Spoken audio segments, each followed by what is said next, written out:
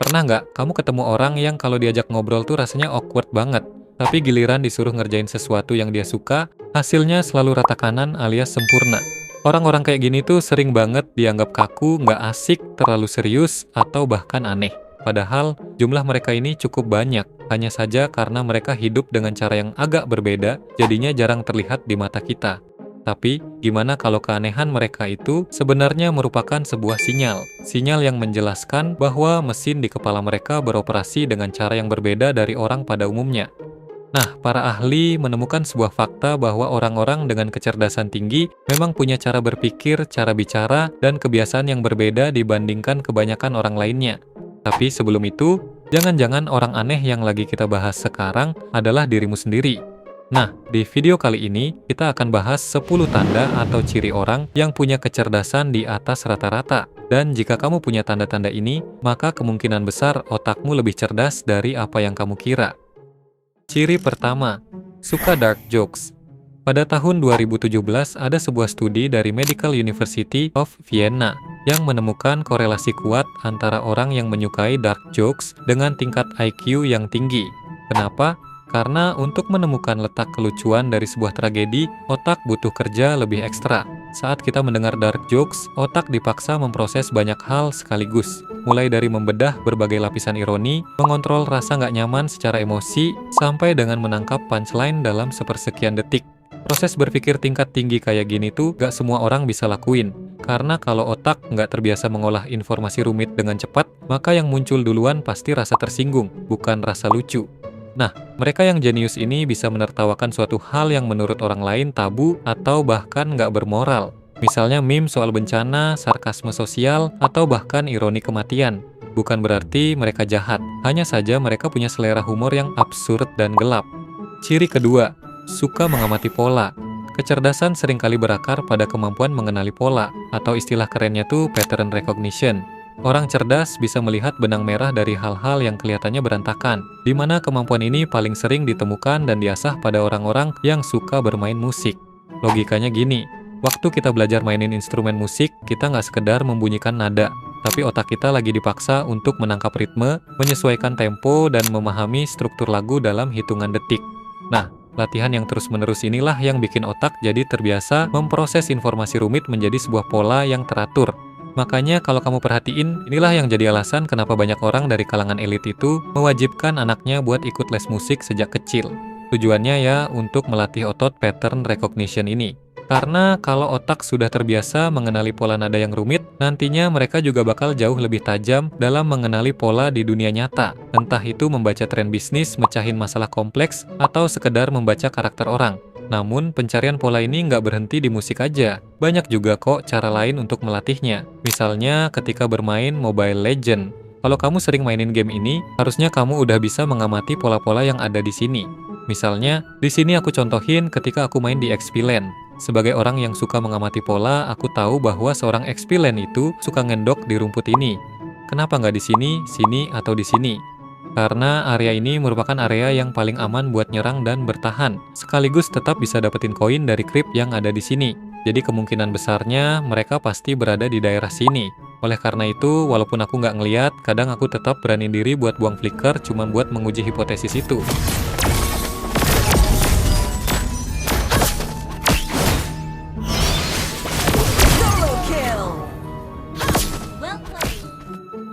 Ciri ketiga, tersiksa oleh suara-suara remeh. Orang jenius kadang bisa tiba-tiba emosi hanya karena suara-suara sepele, misalnya benturan sendok dengan piring, suara orang mengunyah makanan, tarikan napas yang terlalu kencang, atau sekedar bunyi detak jam di dinding. Bagi kebanyakan orang, suara-suara tersebut hanyalah angin lalu. Namun bagi mereka yang punya kecerdasan di atas rata-rata, suara remeh ini kayak siksaan.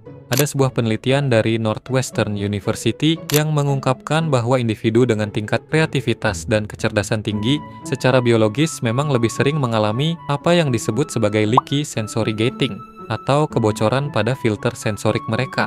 Gampangnya gini, otak manusia punya semacam sistem penyaring otomatis untuk memblokir suara latar yang nggak penting. Tapi bagi otak orang yang cerdas, ia bekerja kayak spons yang terlalu responsif yang menyerap segala jenis suara. Nah, karena otaknya mereka menyerap terlalu banyak data secara bersamaan, maka kapasitas pemrosesannya jadi kewalahan. Akibatnya, suara sekecil apapun nggak lagi diproses sebagai suara latar, melainkan menjadi intrusi tajam yang merusak fokus mereka. Jadi, kalau kamu sering merasa bad mood hanya gara-gara suara orang ngunyah kerupuk, itu bukan berarti kamu gampang emosi, melainkan itu adalah efek samping dari otak yang bekerja terlalu peka dalam menangkap detail di lingkungan sekitar. Ciri keempat, santai di tengah ketidakpastian. Nah, ini agak kontradiktif. Di satu sisi mereka gampang risih sama suara-suara remeh, tapi saat dihadapkan dengan situasi darurat, justru merekalah yang paling tenang. Di saat mayoritas orang terjebak dalam kepanikan, orang dengan kecerdasan tinggi seringkali menunjukkan reaksi yang terkesan aneh. Mereka mendadak jadi sangat dingin, datar, dan seolah tanpa emosi. Dari luar mereka mungkin dianggap cuek, nggak peduli, atau kurang empati. Padahal kenyataannya, ia mencoba mematikan respons emosional agar bisa memfokuskan seluruh kapasitas mental untuk membedah masalah secara logis. Contoh paling nyata bisa kita lihat dari dinamika pasar saham. Dan kebetulan indeks saham kita di beberapa waktu belakangan juga sempat mengalami crash. Di tengah kondisi pasar yang sedang kacau, orang biasa pasti akan langsung panik dan mengambil keputusan berdasarkan ketakutan.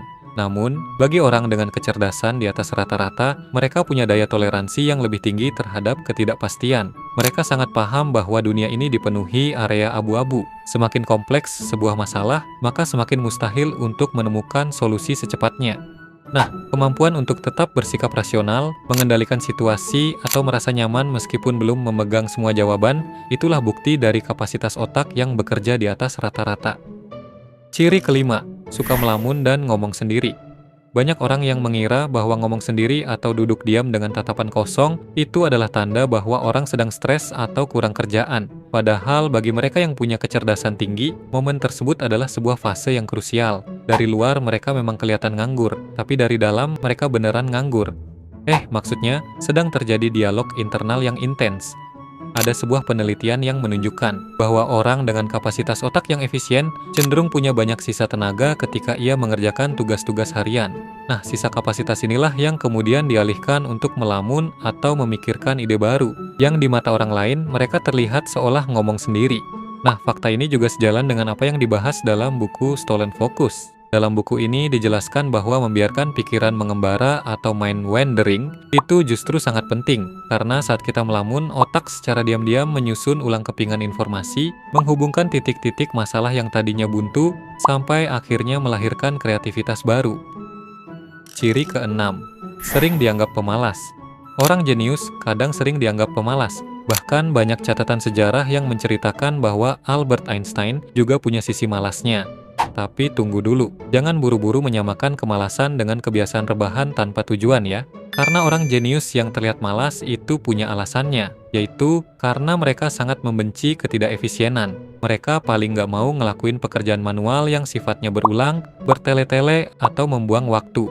Nah, daripada mengagungkan konsep work hard, mereka lebih memilih work smart. Mereka rela menghabiskan waktu berjam-jam di awal untuk memutar otak buat merancang sistem, mencari jalan pintas, mengotomatisasi tugas, atau sekedar duduk diam sambil menyerap ilmu dari buku. Semua kemalasan di awal itu rela mereka lakukan agar kedepannya mereka nggak perlu repot dan buang tenaga lagi untuk hal yang sama. Konsep ini sangat sejalan dengan filosofi dari Abraham Lincoln. Dia pernah berkata, "Jika saya punya waktu 6 jam untuk menebang pohon, maka saya akan menghabiskan 4 jam pertama hanya untuk mengasah kapaknya." Nah, persis kayak gitulah cara otak orang cerdas bekerja. Mereka sadar betul bahwa merancang persiapan di awal, bahkan jika itu membuat mereka terlihat diam atau lambat karena harus belajar dulu dari orang, adalah langkah yang paling rasional untuk dilakukan. Nah, buat kamu yang punya pemikiran seperti ini, Edutektif sangat merekomendasikan buku ini.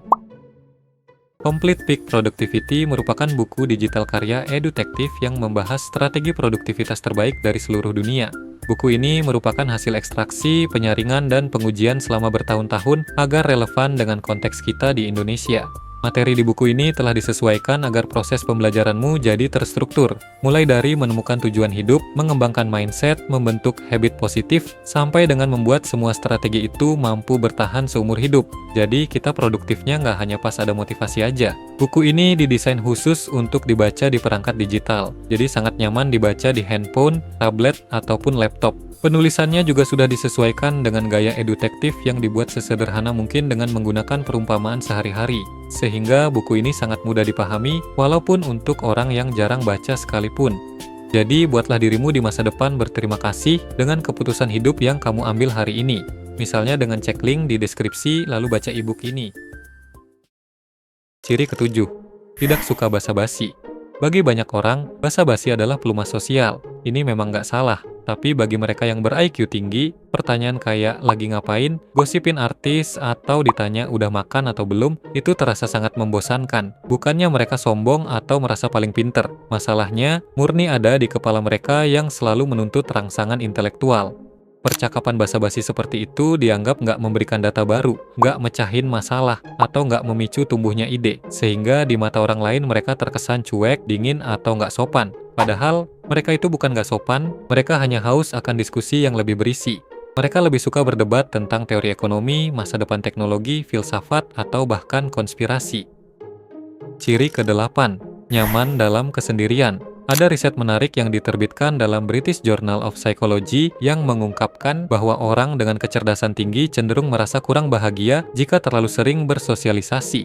Ini bukan karena mereka sombong atau antisosial, tapi karena orang cerdas itu sangat independen secara kognitif. Artinya, mereka nggak haus validasi eksternal atau butuh pengakuan dari luar layaknya orang kebanyakan. Bagi mereka, interaksi sosial yang berlebihan, apalagi yang minim substansi, itu benar-benar menguras baterai mental. Makanya, waktu menyendiri adalah kebutuhan mutlak bagi mereka. Waktu tersebut adalah momen krusial untuk mematikan suara bising dari luar, menyaring tumpukan informasi di kepala, dan memulihkan energi mental yang habis terpakai di keramaian. Di momen sepi tanpa distraksi inilah, otak mereka bisa bekerja maksimal.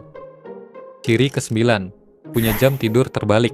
Di masyarakat kita ada stigma negatif soal orang yang bangun siang. Katanya, orang yang bangun siang akan dianggap sebagai pemalas yang minim masa depan. Padahal realitanya nggak sesederhana itu. Secara historis, manusia memang diprogram alam untuk beristirahat saat kondisi gelap. Tapi bagi orang-orang dengan tingkat kecerdasan tinggi, mereka punya kecenderungan untuk mengeksplorasi dan mendobrak batasan biologis ini. Fakta ini juga didukung oleh temuan seorang psikolog evolusioner bernama Satoshi Kanazawa. Ia menemukan fakta bahwa individu dengan tingkat IQ yang tinggi memang cenderung lebih aktif di malam hari. Alasan utamanya sangat logis dan berkaitan erat dengan poin sebelumnya tentang kesendirian. Bagi mereka, malam hari itu menyajikan level keheningan yang absolut. Di saat mayoritas dunia sedang tertidur, justru otak mereka sedang berada di puncak kreativitasnya. Mereka seringkali memanfaatkan momentum ini untuk berpikir lebih jernih, mecahin masalah rumit, dan mengeksplorasi isi kepala tanpa interupsi. Ciri ke-10, suka merasa bodoh. Bisa dibilang orang yang pada dasarnya cerdas suka menganggap diri sendiri itu bodoh. Ini adalah paradoks yang dikenal sebagai Dunning-Kruger Effect. Orang yang pengetahuannya terbatas seringkali merasa paling hebat. Sebaliknya, orang yang benar-benar pintar justru sering merasa dirinya bodoh. Logikanya sangat masuk akal, karena semakin banyak informasi yang mereka proses, maka mereka semakin sadar betapa luasnya ilmu pengetahuan yang belum mereka sentuh. Kesadaran akan keterbatasan inilah yang secara otomatis menampar ego mereka dan membuat mereka tetap membumi. Sebagai penutup, mari kita luruskan satu hal ini. 10 tanda tadi bukanlah diagnosis pasti, melainkan hanya sebuah pola kecenderungan yang sering divalidasi oleh para ahli. Karena realitanya, sekedar punya jam tidur terbalik, itu nggak otomatis bikin kamu jadi jenius. Dan nggak semua pemikir hebat juga suka dark jokes. Jadi, tanda atau ciri di sini hanyalah indikator pendukung, bukan jaminan mutlak. Namun, ada satu benang merah yang bisa kita tarik dari semua poin yang kita bahas tadi, yaitu kecerdasan seringkali datang dengan harga berupa rasa nggak nyaman terhadap norma sosial. Nah, kalau kamu merasa punya banyak tanda tersebut dalam dirimu, ingat satu pesan ini.